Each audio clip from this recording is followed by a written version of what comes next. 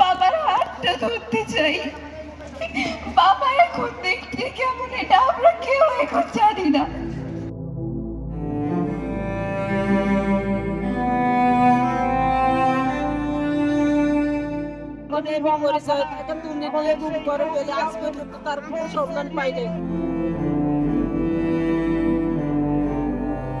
গুম, বিচার বহির্ভূত হত্যাকাণ্ড, পিলখানা হত্যাকাণ্ড, শাপলা চত্বর এবং জুলাই গণঅভ্যুত্থানে স্বজন হারানো পরিবারগুলো ন্যায় বিচারের দাবিতে আজ সমাবেশ করেছেন রাজধানীর সোহরাওয়ার্দী উদ্যানে।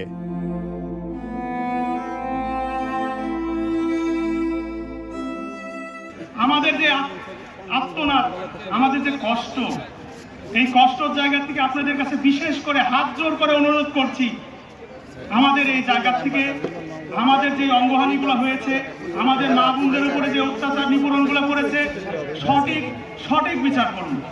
একটা কর্তৃত্ববাদী শাসক কতটুকু ভয়ঙ্কর হতে পারে। গত 15, 16, 17 বছরে আপনারা এই জাতি, এই দেশের মানুষ বাস্তবে দেখেছি, অনেক সহ্য করেছি।